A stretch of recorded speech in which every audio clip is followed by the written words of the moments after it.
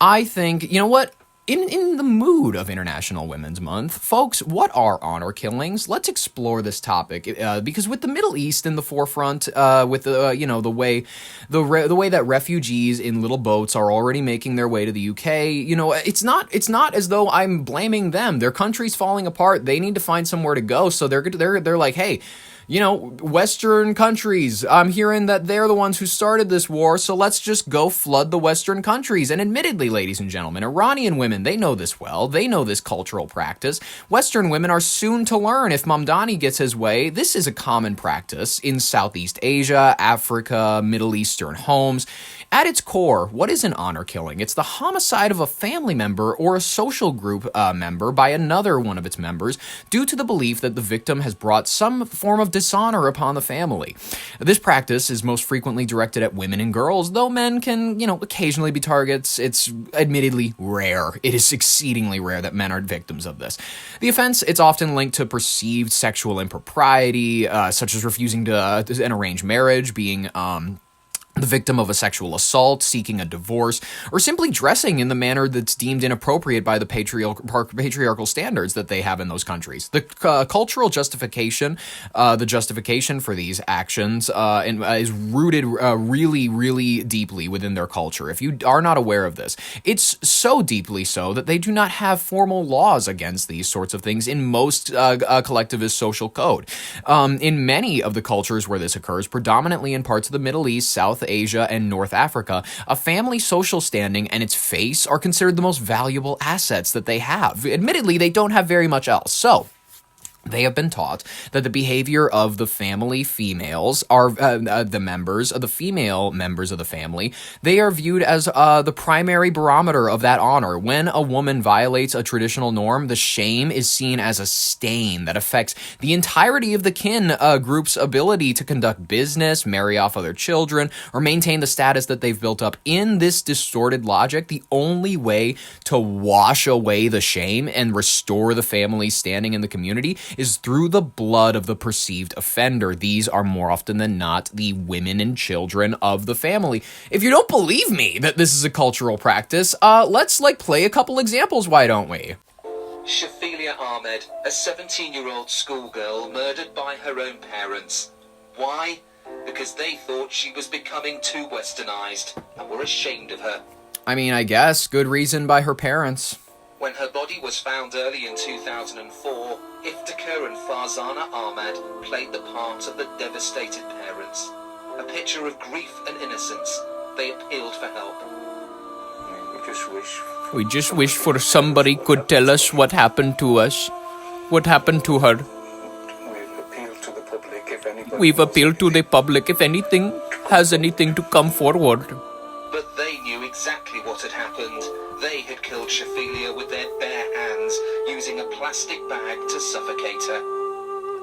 The little girl they had nurtured had rebelled against her strict upbringing. Months before she died, the teenager had filled in a housing form, saying she wanted to move out because she feared she would be married off. That sounds like a culture and religion of peace, ladies and gentlemen. Shafilia's body was found near Kendal in Cumbria 6 months after she was murdered. But with me now is Detective Superintendent Geraint Jones. In 2008, the case was featured on Crime Watch. Clearly someone has gone into some length to dispose of Shafilia's body. I can't see that being a stranger. Someone connected to Shafilia has done that. The finger of suspicion has long pointed at her parents, who kept up the lie, even turning up at a news conference to protest their innocence. Honestly, good press opportunity for them. This is not my only clip that I have. Let's look at this Iraqi YouTuber who was also killed by her family when she went home to Iraq. This Iraqi YouTuber has been killed by her father in a so-called honor killing. What'd she do? 22-year-old Tiba Al-Ali lived in Turkey, where she blogged about her life, but was back in Iraq when she died earlier this week. Police had apparently tried to help resolve a dispute between Tiba and her family, but the next day, her father confessed to killing her. An honor killing is the murder of a woman by a male family member for supposedly bringing shame to the family. They still take place in many countries around the world. Many. Tiba's death has sparked outrage on social media and calls for protests in the Iraqi capital Baghdad this weekend. There is currently no law that criminalizes domestic violence in Iraq. Well, yeah, they need that right just in case the women get out of line. That's literally their justification. That's what they're like, what else are we supposed to... If a woman doesn't listen, how do we not beat her up? Can you tell me, what is the solution to this issue? If a woman doesn't respond to advice, doesn't listen to her relatives, after you have used all the options, what should be done?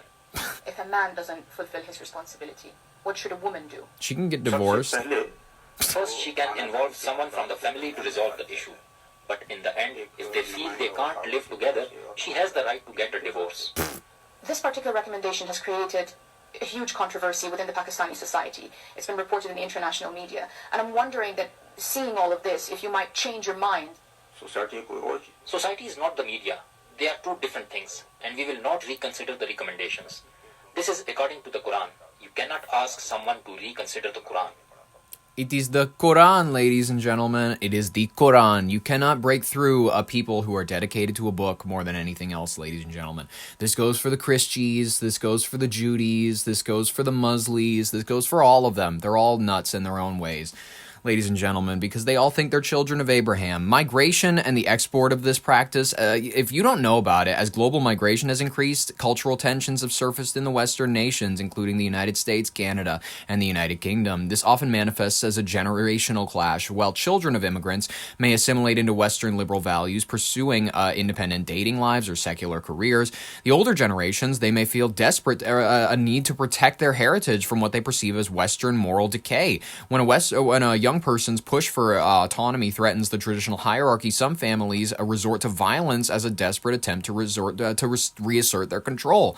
You know, if you're not aware of these sorts of practices, if you're not aware of these sorts of laws, you know what I mean? Sharia law is something that I think every Westerner needs to start contending with, because you're starting to contend with areas like Dearborn, Michigan. You're starting to contend with areas where these people, unfortunately, and I'm not saying these people in reference to anything, I'm saying Muslims. I'm saying Muslim people. They practice Sharia law in their countries. They are starting to export it out to different countries. And if you are not a fan of Sharia law, you likely don't want these people to be making laws in your area, which they already are. They're beginning to. This is not a right-wing fantasy anymore. This is something that you have to contend with if you're living in any Western nation nowadays. It's true.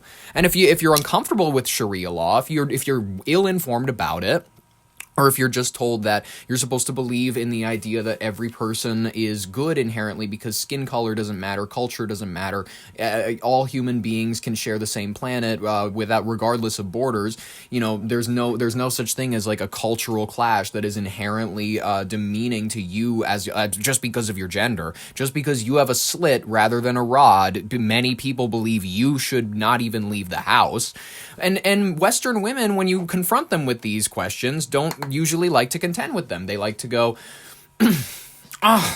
what are you so worried about Muslim men voting for? And I'm like going, first of all, you just admitted that it's the men who's voting, because when they come to even to these other countries, they're not letting their women vote. They're still having the women stay home. It's just a fact. I'm sorry that's just a fact that nobody likes, but it's true. You know what I mean? It's whatever, regardless. It's something that we as Westerners are going to have to start contending with. If you don't know anything about Sharia law, if you don't know anything about the way that the majority of this eastern half of the world views women, you got to start to learn about it. You have to start to learn, because when women's rights, when the ability to go to work as a woman is important to you, when people are freaking out, they're like, I can't kill my child on demand anymore. Roe versus Wade was struck down. That should be a wake-up alarm to you that, hey, many of your rights that you as women hold so dear and so valuable, they only came about within like the last 100 or so years. That's including voting. That was 1920s. All right, ladies and gentlemen, ladies specifically, you have to realize that these people, if they have their way, if their culture has their way, they will take away all rights that you have perceivably. They can come to your country and believe that it should reflect their values, because guess what? They're having more children than you.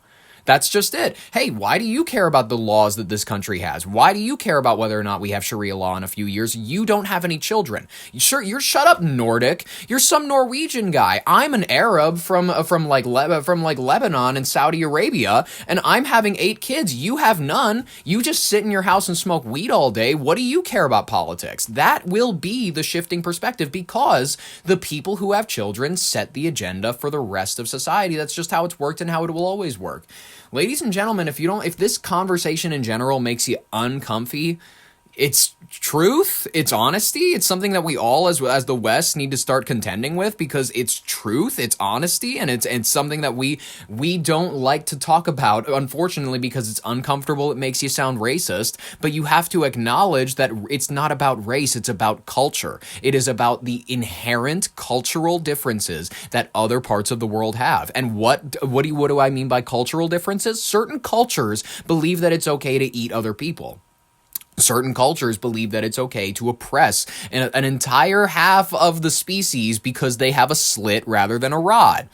I have issues with cultures that are barbaric. I have issues with cultures that are literally, and this is going to sound bizarre and uncomfortable and but when I'm talking about a culture that does not liberate its people evenly and equally, and in most instances results in them being murdered because of perceived familial honor being smeared, it is a subhuman society. It is one that is based off of animalistic.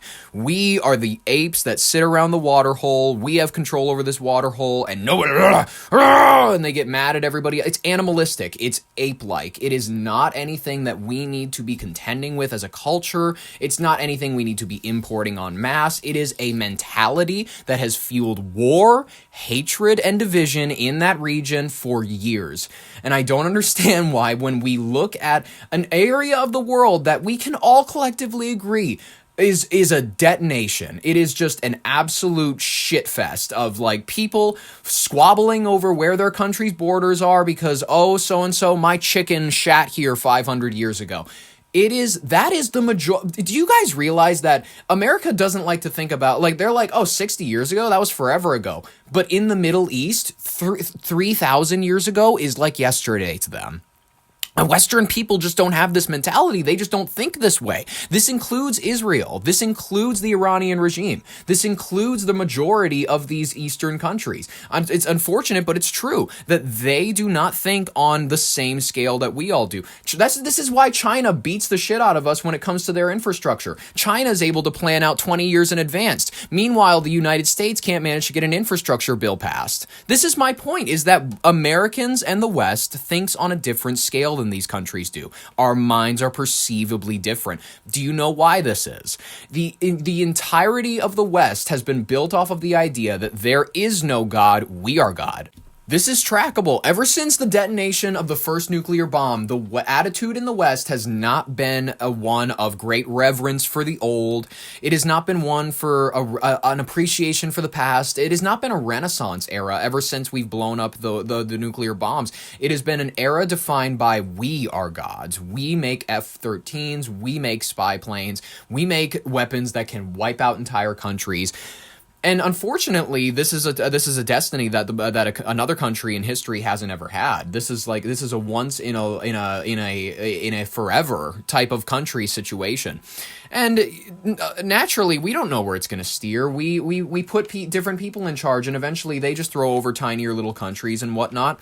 Like I said, other countries, they don't have this idea that there is no God, we are God. Iran still is a mostly, the Ayatollahs, they are religious zealots. The Israelites, the people who are on the War Commission, the majority of them, yes, you can say that they are secular Jews. They're not actually practicing. Most of them are practicing for another demon. They're not practicing for the Torah, the people that they speak about in their holy books. They're practicing because they believe that Moloch is on their side. This is truth. This is honesty.